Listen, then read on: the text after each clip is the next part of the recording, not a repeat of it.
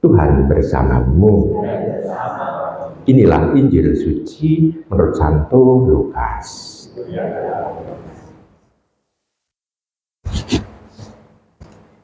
Setelah mendengar berita kelahiran penyelamat dunia, para gembala cepat-cepat berangkat ke Bethlehem dan mendapati Maria dan Yusuf serta bayi yang berbaring di dalam palungan. Ketika melihat bayi itu, para gembala memberitahukan apa yang telah dikatakan kepada mereka tentang anak itu. Dan semua orang yang mendengarnya heran tentang apa yang dikatakan gembala-gembala itu. Tapi Maria menyimpan segala perkara itu ke dalam hati dan merenungkannya. Maka kembalilah gembala-gembala itu sambil memuji dan memuliakan Allah karena segala sesuatu yang telah mereka dengar dan mereka lihat semuanya sesuai dengan apa yang telah dikatakan kepada mereka. Ketika genap 8 hari umurnya, anak itu disunatkan dan ia diberi nama Yesus, yaitu nama yang disebut oleh malaikat sebelum ia dikandung ibunya. Demikianlah sabda Tuhan. Saudari-saudara terkasih dalam Tuhan, saya tawarkan sekarang kepada panjenengan. Bapak Uskup menuliskan surat gembala. Kalau saya hitung-hitung, saya ngeprint itu sampai halaman 6. Ya, hanya 6 halaman saja. Atau saya membacakan surat gembala ini, atau saya menjelaskan isinya. Lebih senang mana? Oh, menjelaskan. Baik. Nanti kalau ada pertanyaan bisa ditanyakan ya. Baik. Yang pertama, Bapak Uskup menuliskan surat baru kali ini tidak diberi judul. Baru kali ini nggak diberi judul, hanya surat gembala untuk mengakhiri tahun 2004 dan memasuki tahun 2005 gitu ya. Nah, isinya pertama, Bapak Uskup itu mau mengucapkan selamat Natal kepada kita semua dan juga selamat tahun baru 2005 ini, dan mengajak kita untuk kembali melihat perjalanan iman kita selama tahun yang lalu yang kita lewati. Lalu diharapkan di tahun 2005 ini kita memandang ke depan, perjalanan ke depan. Perjalanannya adalah perjalanan iman. Nah, tahun 2004 ini keuskupan itu mengambil tema, tahun kemarin mengambil tema, yakni tinggal dalam Kristus dan berbuah. Berjalan bersama dalam formasio iman berjenjang dan berkelanjutan. Ini arah pastoralnya.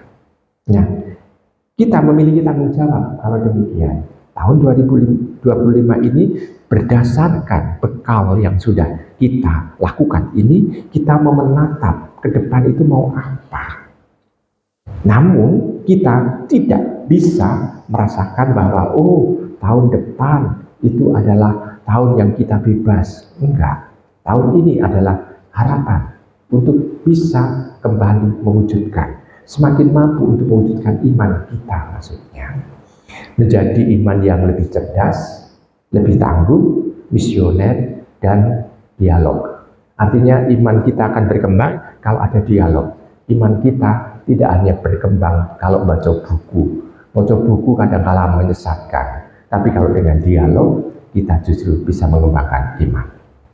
Nah, lalu Bapak Uskup juga mau untuk menegaskan kepada kita bahwa tahun 2005 ini atau 25 ini, tahun 2005 ini tahun yang penuh tantangan sekaligus harapan. Tantangannya bukan hanya tantangan iman ya, tapi tantangan yang kompleks. Ada tantangan politik, ada tantangan sosial, ada tantangan soal ekonomi, ada tantangan kesenjangan sosial, ada macam-macam. Polarisasi politik segala macam itu. Baik, kita tidak akan bicara masalah yang teknis.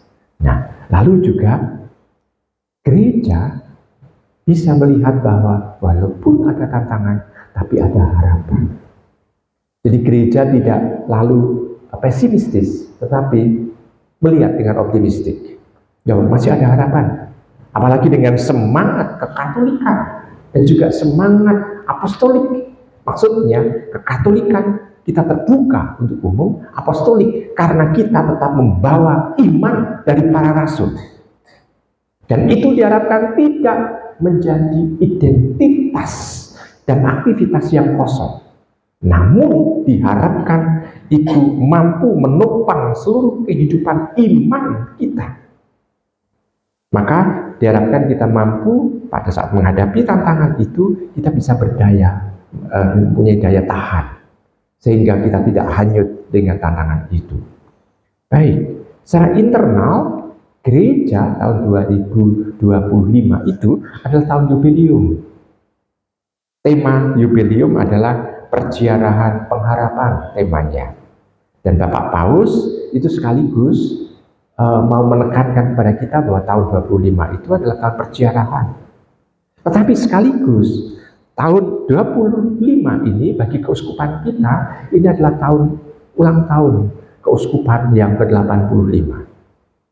Bisa dikatakan tua atau muda? Tua. Coba Anda bayangkan gereja Gedangan itu umurnya lebih dari 200 tahun.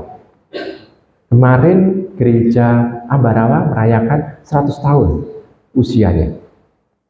Jadi kalau dengan usia keuskupan, lebih tua yang mana? Oh, ternyata gerejanya lebih tua. Tapi kita bisa melihat usia keuskupan itu 85. Nah, kita mau bersyukur karena gereja tetap bisa bertahan. Jadi tantangannya itu sungguh-sungguh bisa dihadapi dengan baik, tanpa merugikan kekatolikan, tanpa merugikan gereja. Walaupun kita bisa mengatasi tantangan itu, namun tidak merugikan gereja. Nah, kita bisa melihat bahwa ulang tahun ke-85 itu nanti akan direnungkan lebih dalam lagi pada saat kita merayakannya.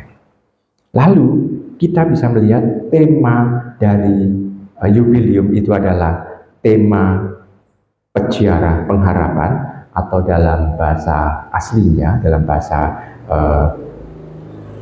Latinnya adalah peregrinantes in spem. Peregrinantes itu maksudnya adalah perjalanan, peziarahan. In spem maksudnya adalah pengharapan. Jadi ada perjalanan pengharapan. Berziarah itu maksudnya adalah kita bersama-sama. Jarang berziarah itu satu orang, tapi selalu sebagai kawanan, sebagai jemaat, sebagai umat. Nah, itu temanya. Lalu sekaligus juga kita bisa melihat bahwa gereja itu diharapkan mampu untuk bisa bertahan. Itu isi dari bacaan atau surat gembala Bapak Uskup. Ada pertanyaan? Biasanya berhubungan dengan jubileum itu hubungannya dengan indulgensi penuh. Nah, sekarang carane piye ben iso nampa indulgensi kuwi? Baik. Mau kepengen tahu? Kalau enggak, kita langsung ke doa umat. Pengen tahu? Baik. Yang pertama, indulgensi adalah sebetulnya istilah penghapusan atas hukuman akibat dosa-dosa yang telah diampuni, yang dapat diperoleh dari orang beriman Kristiani yang berdisposisi layak dan memenuhi persyaratan yang ditentukan oleh gereja. Jadi bukan dosa sembarang dosa, tapi dosa yang sudah diampuni. Berarti tampak bahwa pembebasan atas hukuman dari dosa yang sudah diakukan. Karena diampuni kan berarti sudah diakukan. Ya. Jadi ada aspek itu. Lalu selama tahun jubileum, Bapak Paus itu mengharapkan bahwa umat itu mampu menikmati rahmat indulgensi yang disediakan dari Allah sendiri. Dan indulgensi menjadi tanda kerahiman Bapa. Jadi indulgensi menjadi tanda bahwa Allah itu sungguh maha rahim, mau untuk menyelamatkan banyak orang. Nah, prinsipnya semua orang yang sungguh bertobat bebas dari keterikatan terhadap dosa, dan digerakkan oleh semangat kasih. Baik, ini istilahnya. Nah sekarang, bagaimana memperoleh rahmat indulgensi itu? Yang pertama, melakukan perziarahan. Perziarahannya gimana? Yaitu berkunjung ke gereja yang ditunjuk sebagai tempat untuk penerimaan indulgensi penuh. Pertama, gereja katedral, jelas. Lalu yang kedua, yang disebut dengan gereja ko-katedral. Ko-katedral itu tempat di mana para vikep itu tinggal. Ya, kalau di Kedu itu berarti Santo Ignatius di Magelang. Kalau di Solo itu berarti gereja Purbowardayan, tempat vikep. Lalu kalau di Jogja Barat itu ada di Wates, yang di Jogja Timur, kevikepan Jogja Timur ada di gereja Pringwulung. Jadi paling tidak kita mendapatkan perziarahan di satu gereja itu.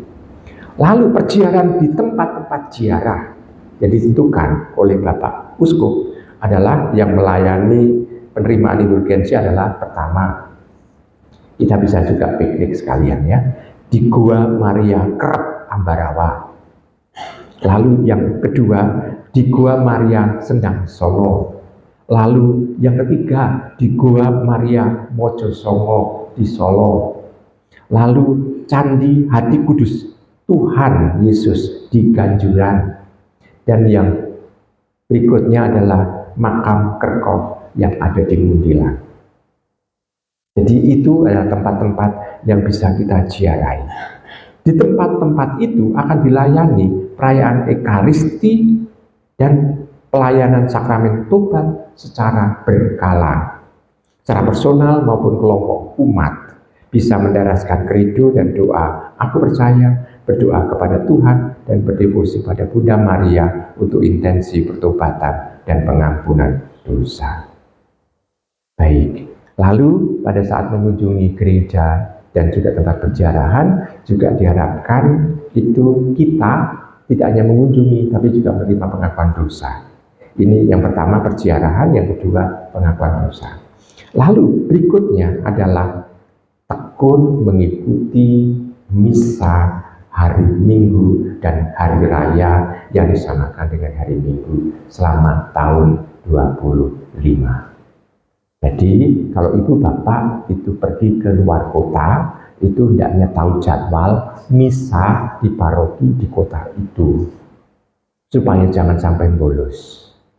Ya, jelas ya. Baik, berikutnya adalah mendoakan ujub atau intensi Bapak Paus. Tentu saja tidak hanya ujubnya, tapi juga disertai dengan doa Bapa Kami, doa Salam Maria, dan doa lain sesuai dengan kesalehan dan devosi, serta ungkapan kasih Allah. Nah, untuk tahu ujub Bapak Paus, tiap bulan itu beda temanya. Ya, nanti saya akan mencoba untuk minta tolong orang untuk menuliskan di WA, nanti disuplai ke grup-grup lingkungan deh. Ya, insya Allah begitu bisa terjadi. Sehingga umat itu tahu ujub bulan Januari apa, Februari apa, Maret apa, sampai Desember tahun depan. Jadi setiap bulan berbeda ujubnya. Ya, baik. Lalu berikutnya, yakni melakukan amal dan berbelas kasih, mengunjungi saudara-saudara yang berkebutuhan atau sedang dalam kesulitan, misalnya mengunjungi orang sakit, orang dalam tahanan, lansia yang kesepian, saudari-saudara kita yang difabel. Dan itu merupakan bentuk amal kepada Kristus yang hadir di tengah mereka. Lalu indulgensi itu juga dapat diperoleh melalui inisiatif-inisiatif yang diwujudkan melalui semangat pertobatan dengan cara konkret dan murah hati. Misalnya ambil contoh, seraya menggali nilai pertobatan yang khas hari Jumat. Kan kita mempunyai khas Jumat itu kan ada Jumat pertama, lalu juga Setiap Jumat seringkali kan kalau pada saat APP kita akan mempunyai puasa dan pantang. Nah, kita bisa melakukan puasa dan pantang itu, atau berpantang lah paling tidak kalau kayak poso ya. Atau setidaknya selama 1 hari dalam seminggu kita berpantang dari godaan real dan virtual. Misalnya kita tidak menggantungkan diri pada penggunaan media sosial yang berlebihan, tidak mengkonsumsi hal-hal yang justru berlebihan juga.